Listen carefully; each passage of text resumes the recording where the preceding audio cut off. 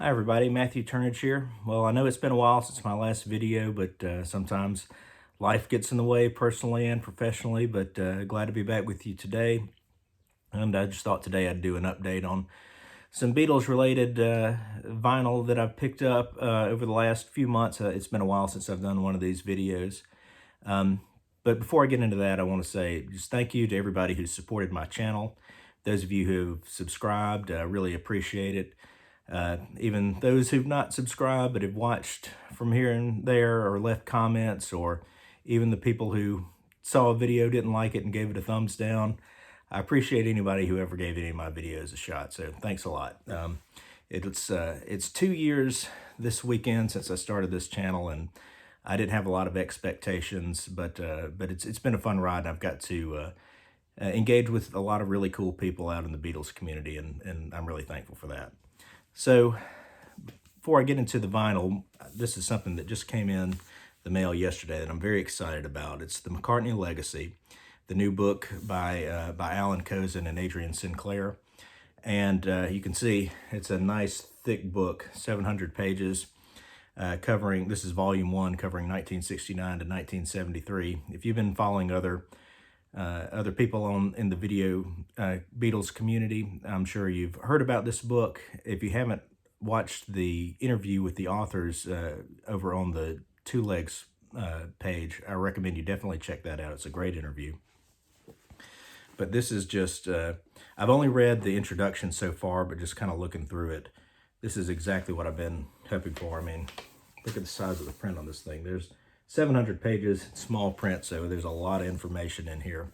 But since Mark Lewison's Tune In, I've been hoping that someone would take a similar detailed approach to Paul McCartney's career post-Beatles, and looks like this is it. This is exactly what I've been hoping for. So can't wait to dive into it further this weekend.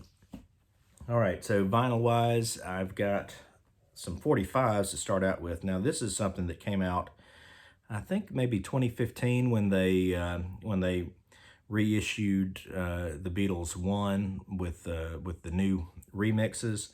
But they had this in my local Barnes and Noble for a while. This is it's this little box of 45s. And I saw it and I thought, well, that's interesting, but I wasn't sure if it was worth the price. And then I was in that Barnes and Noble one day and they had it for half off, and I said, well, that's just perfect. I won't pass it up for half off. But it's a nice little package if you haven't seen it before. It opens up, we've got this little shot of the Fabs there, and then there's 4 singles, reproductions of singles of the original Capitol picture sleeves in here. And so we've got Ticket to Ride, Yes It Is. And there's the back side there. So here's the record. Each side of it reproducing the original Capitol labels. We've got Yellow Submarine and Eleanor Rigby. And again on the reproduction of the original labels.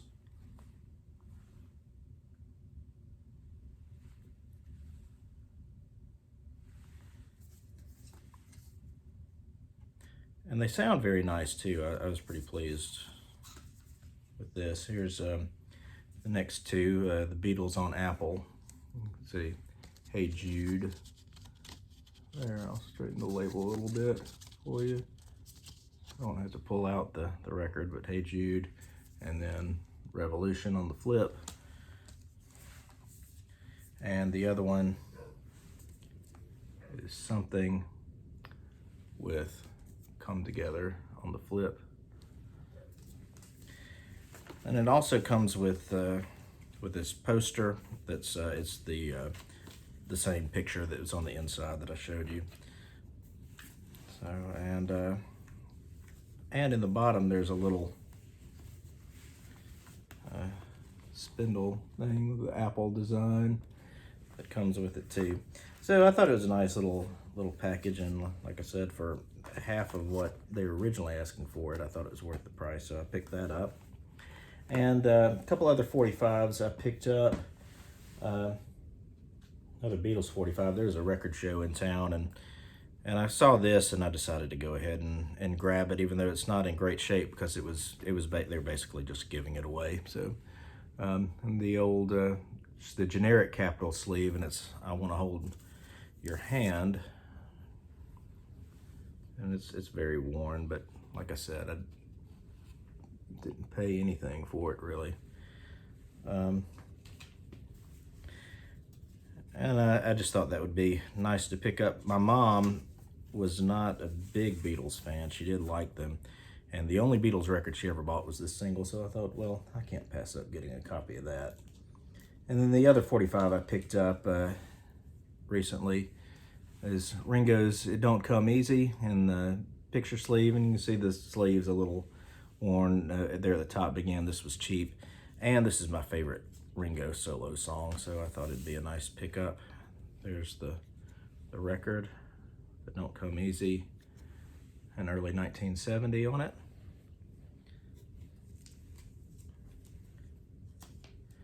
All right, so now some long players.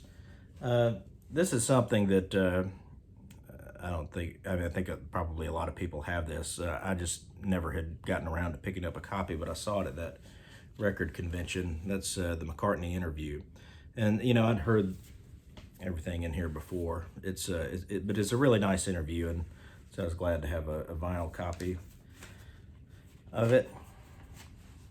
Of course, it's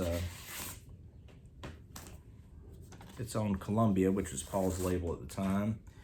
If you've not heard it or not familiar with it, this interview was part of the promotion for McCartney 2. So he talks about that, but he also talks a bit about the Beatles and Beatles history, and you know, some anecdotes in there that are certainly well known now, but you know, may not have been quite as well known in 1980 when he gave them, like George wanting to have the answering guitar line on Hey Jude and the arguments about that. But anyway, one other Paul McCartney release that I picked up.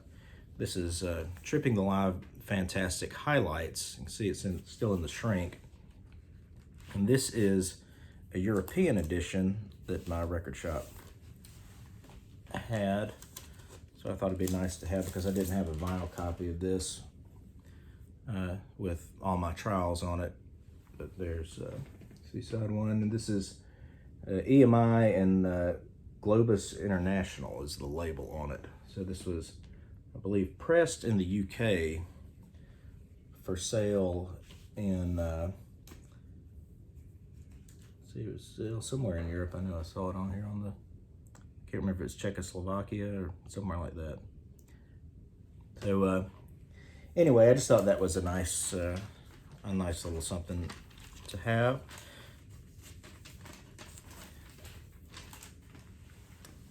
And next up, everything else I've got today are different variations, label variations, pressing variations of Beatles albums that I already have. But you know, I've said before, I've been enjoying collecting the various Capitol labels through the years. So I've got a few to show you. First up is Yesterday and Today. This is a late 60s, early 70s pressing. My previous copy that I had was the Apple label from the early 70s. And this one is the green Target label that Capitol had starting around 1969. And I always liked that label, so I thought that was pretty cool to get this album. The other thing that's kind of fun about this particular copy of Yesterday and Today, you know, sometimes when you buy old records, people have written things on the label or the sleeve, and I kind of sometimes like those because it's sort of an artifact of somebody else's collection and what they were thinking. And what I thought was really interesting about this is you look on the back, the track listing, and whoever had owned this previously had written out to the side of each track which UK album that it came from. So I thought that was really interesting that somebody wanted to do that. Next up, I've got 2 copies of Beatles 6. Now, I think in my previous video I'd shown some of those Japanese Flag series albums. I'd gotten a couple of those, and so this is another one of those from the flag series there, number 21 in the series. And these are fun with the obi strip and the gatefold with all the Japanese writing and the extra photos and everything. The record itself is on the Apple label. And I do like these pressings. They sound pretty nice. So there you see the label there.